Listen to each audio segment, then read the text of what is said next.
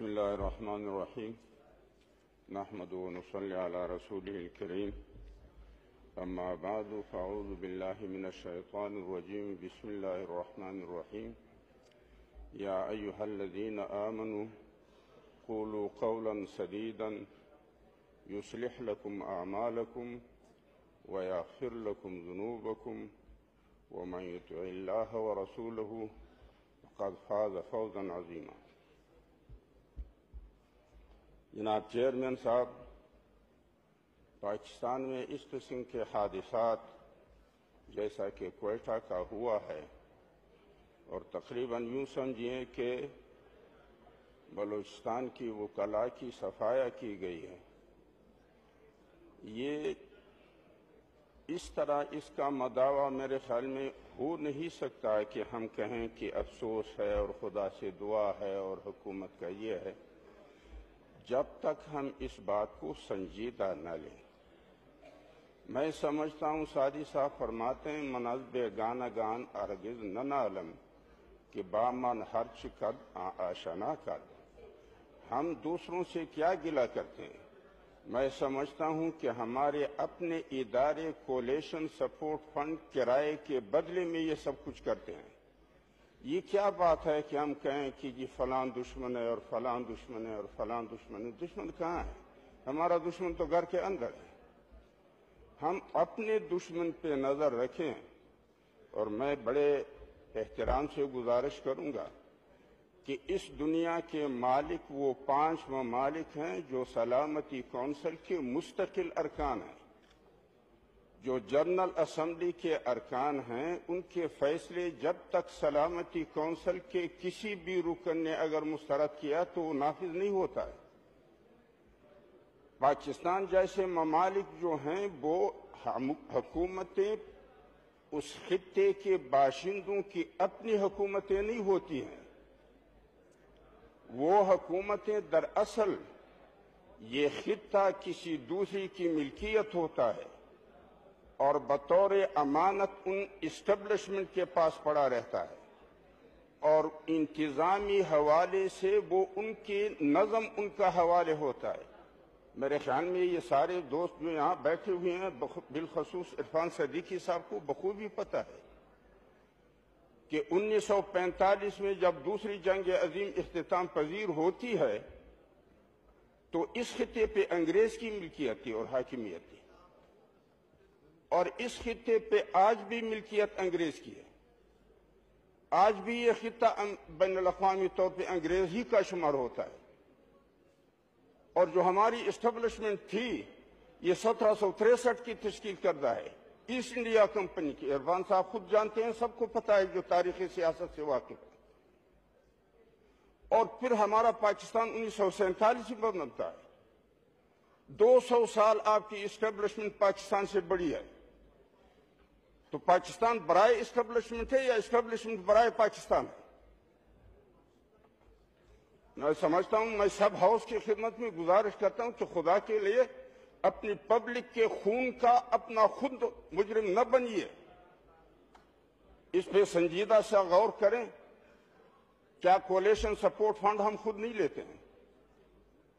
اور آپ کو بخوبی معلوم ہے 1915 میں نوائے وقت میں رپورٹ چھپ چکی ہے، اور صحافی حضرات کو بھی اور تمام سیاسی زعماء کو بھی پتہ ہے کہ پینٹاگان کی جو اسٹریٹجک کاغذات تھے وہ اوپن ہو گئے، اور ان کاغذات میں وضاحت سے لکھا ہے کہ امریکہ اپنی بقا کے لیے دنیا پر جنگ مسلط کرنا ضروری سمجھتا ہے۔ اس رپورٹ میں یہ بھی ہے کہ روس اور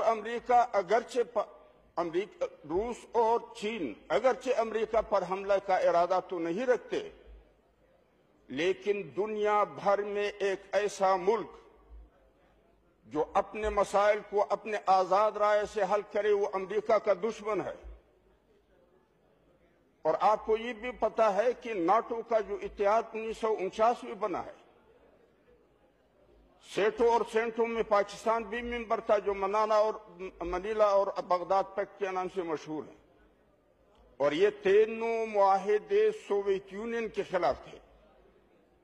1999 میں جب سوویت یونین کی فوجیں افغانستان سے باہر نکلتی ہیں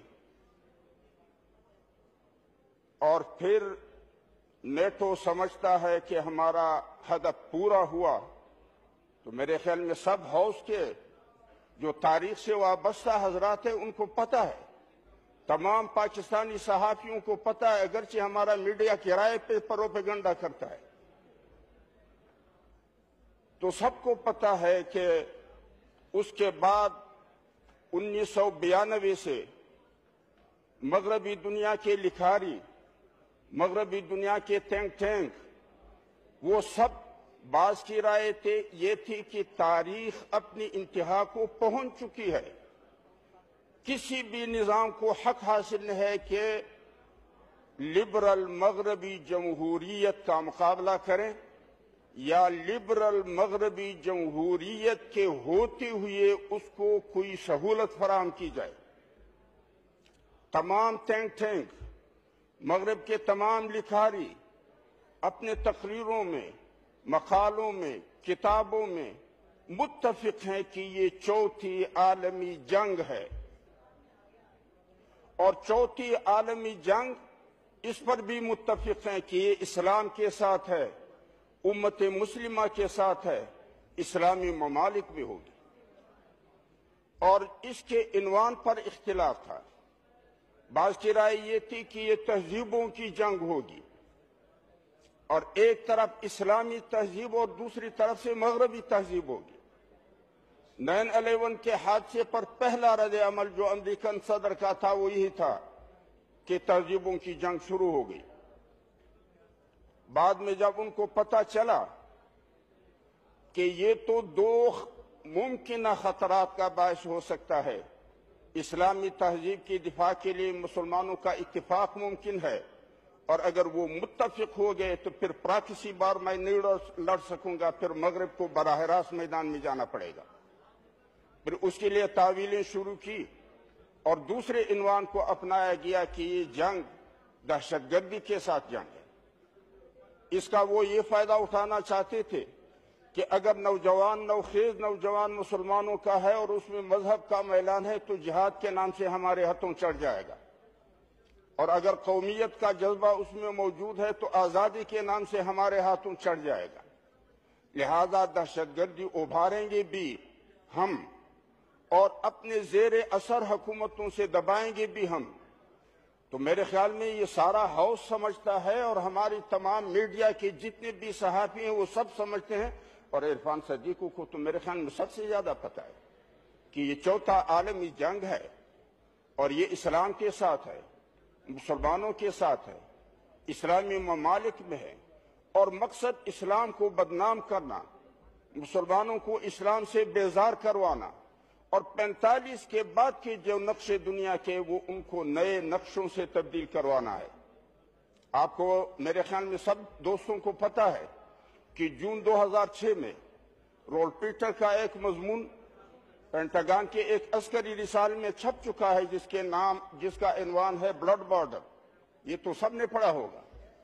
اس میں موجودہ ممالک کے نقشے بھی ہیں، جو پروپوز نقشے ہیں وہ بھی ہیں، اور اس مضمون میں پاکستان اور سعودی دونوں کو غیر فطری ممالک قرار دیا گیا ہے، اور ان دونوں کو تقسیم کیا جائے گا، اور تقسیم کے لیے خدمات ہمارے اسٹیبلشمنٹ سے لیے جائیں گے، ہماری حکومتوں سے لیے جائیں گے، اور کولیشن سپورٹ فنڈ اسی مقصد کے حصول کے لیے رفاقت کا کرایہ ہے۔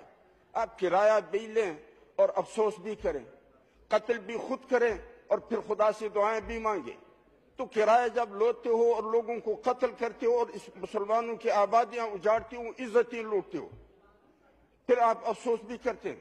افسوس کس چیز کا؟ یہ کوئی آسمان سے آفت گری ہے یا باقاعدہ اسٹیبلش ہے؟ جب اسٹیبلشمنٹ ایسٹ انڈیا کمپنی کی تشکیل کردہ اسٹیبلشمنٹ ہے 1763 کی، اور 200 سال پاکستان سے بڑی ہے، تو پاکستان برائے اسٹیبلشمنٹ ہے یا اسٹیبلشمنٹ برائے پاکستان؟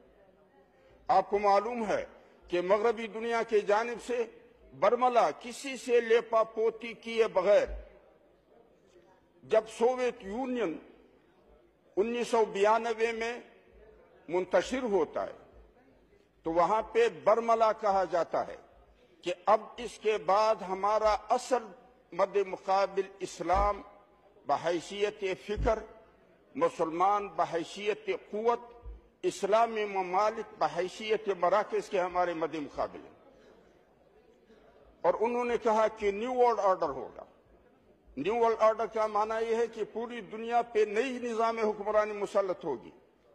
और उनका कहना यह था कि ग्लोबल विलेज है, पूरी दुनिया एक बस्ती है। उनका यह मौक़िफ़ था कि तीसरी दुनिया के ममालिक की सरहदें हतमी और कतई नहीं है। तो ये सारी बातें आप हज़रात के सामने हैं, फिर भी आप कोलेशन सपोर्ट फंड लेकर के अपने भाइयों को कत्ल करते हैं। जी सर। लिहाजा मैं आपको बताऊं, इग़वा में भी हमारे अपने फोर्सेस मुलव्वस होते हैं, टारगेट किलिंग में हमारे अपने फोर्सेस मुलव्वस होते हैं। और ये तमाम चीजें जो होते हैं, ये इसमें सारे हमारे फोर्सेस मुलव्वस हैं। आप अपने फोर्सेस को काबू नहीं कर सकते। जो आपने कौमी सलामती पॉलिसी, कौमी दाखिली सलामती पॉलिसी जो आपने तश्कील की, उस दिन से आपको अपने दिफाई फोर्सेस को अपने पब्लिक के मुकाबले में ला खड़ा किया। नेशनल एक्शन प्लान क्या है? दुनिया में कोई भी ऐसी हुकूमत है जिसने अपने पब्लिक पे जट तैयारी इस्तेमाल की हो? ये जो जितने भी मुसल्लह तंजीमें हैं, इनको हमारे इदारों का सपोर्ट हासिल नहीं है। पाकिस्तान जैसे ममालिक में बाकायदा हुकूमती इदारे दो बातों की सरपरस्ती करते हैं, करप्शन और जराइम, ताकि लोगों को करप्ट और मुजरिम बना करके अपने काबू में रख सके। ये सारी बातें आपके सामने है। मैं पूरी हाउस से गुजारिश करूंगा कि अपनी मालूमात को शेयर करें, संजीदा लें। इस तरह न करें कि किराया भी बाहर से लें, गोलियां अपने लोगों पे चलाएं, इज्जतें उनकी लूटें, आबादियां उनकी गुजारें और फिर उस पर रोना भी रोएं। खुदा का खौफ तो करो। अल्लाह तो कालिमुल गैब व शहादा है।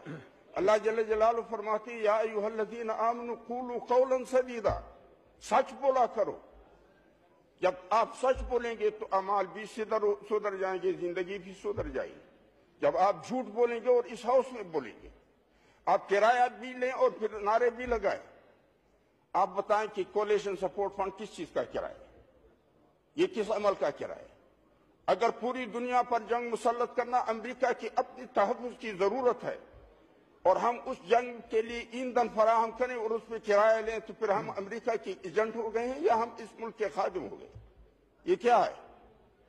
तो मैं पूरे हाउस से, आप हजरात जो हैं, आप कौम के रहबर हैं, आपको कौम ने वोट दिया है। हमारे सामने लोगों के खून बन रहे हैं और अपने इदारों के हाथों पर बह रहे हैं, उनकी इज्जतें लूटी जाए। और मैं अपनी दिफाई इदारों की खिदमत में भी गुजारिश करूंगा कि ठीक है, अमेरिका आज मेरा खून आपके हाथों बहा देगा, मेरी इज्जत आपके हाथों उठा देगा, मेरी आबादियां आपके हाथों उजाड़ देगा, लेकिन फिर हुस्न मुबारक जैसे पिंजरों में आपको भी अदालत पे फिराएगा। पनोशे का आप जनरल पनोशे की हालत तो देखें, क्यों अपने आप को भी तबाह करते और हमें भी तबाह करते? खुदा का खौफ करो। लिहाजा मैं इस पूरी हाउस की खिदमत में गुजारिश करता हूं कि कोलिशन सपोर्ट फंड हम बाहर का दुश्मन नहीं रखते, हमारा दुश्मन घर के अंदर है। मनहज़बे गान गान हर गज न नालम कि बामा हर चकर आशना कर। अपने दुश्मन को, अपने साथी जो हमारा रिश्तेदार भी है, हमारे कलमे का भाई भी है, हमारे मुल्क का बाशिंदा भी है, इसको खुदा का खौफ दिला दो कि आप इस किराए पे मेरा खून बहा रहे हैं, मेरी आबादियां उजाड़ रहे हैं। अब आप बताएं कि शिमाली वज़ीरिस्तान को जो बिल्डोज किया, मीर अली को बिल्डोज किया, मीरानशाह को बिल्डोज किया, घरों को बिल्डोज किया, घरों को लूट लिया, कौन सा गुनाह था उनका? क्या वो जो बंदूक बरदार थे हमारे इदारों के अपने लोग नहीं थे? या अपने लोग अब भी उनके अपने लोग नहीं है? ये क्यों ऐसी बात करते हैं इस हाउस में जहां पे न आप कौम को भी सही बात नहीं बताते? अल्लाह के यहाँ भी आप जवाब दे होंगे और इंसानों के खून बहें और हम यहाँ पे बैठें और हम एक दूसरे की कसीदे पढ़ते जाएं। लिहाजा जनाब चेयरमैन साहब, میں آپ سے گزارش کروں گا کہ ایک تو ان شہداء کے لیے یہاں فاتحہ پڑھی جائے، دوسری بات میری گزارش یہ ہے کہ دشمن باہر کا نہیں ہے، نہ را ہے نہ اینٹین ہے، کچھ بھی نہیں ہے، ہمارے اپنے ادارے ہیں، وہ خدا کا خوف کرے۔ یہ جو بیڈ طالبان اور گڈ طالبان کا کیا مطلب؟ یہ مسلح تنظیمیں کس کی ہیں؟ اور آپ کو معلوم ہے کہ آج کی بین الاقوامی دنیا میں کوئی بھی حکومت اپنی مقصد براری کے لیے فوج استعمال نہیں کر سکتی ہے، بلکہ اسی طرح پراکسی وار کریں گے، کرائے کے قاتل پیدا کریں گے۔ جتنی بھی مسلح تنظیمیں کرائے کے قاتل نہیں ہیں، سب کو پتہ نہیں ہے کہ یہ سارے کرائے کے قاتل۔ چلیں سر، تو کیوں ایسی بات کرتے ہیں؟ مہربانی کیجیے۔ تو میری گزارش یہ ہے کہ یہ مسئلہ ہمارے اپنے دفاعی اداروں کے ہاتھوں وجود میں آتے رہتے ہیں اور آتے رہیں گے جب تک وہ اس ملک کو تقسیم نہ کرے۔ سعودی عرب اور پاکستان کے بارے میں مغرب وضاحت سے کہتا ہے کہ یہ دونوں غیر فطری ممالک ہیں، لہذا میں سمجھتا ہوں کہ اس طرح ان باتوں کا کوئی حل نہیں ہے جب تک آپ سنجیدہ طور پہ الف سے یہ تک بیٹھ کے اور حقائق کی بنیاد پر فیصلے نہ کریں، خواہشات کی بنیاد چھوڑ دیں، لوگوں کو بیوقوف بنانا چھوڑ دیں، سیاستدان بھی، حکمران بھی اور میڈیا بھی۔ وآخر دعوانا۔ شکریہ جی۔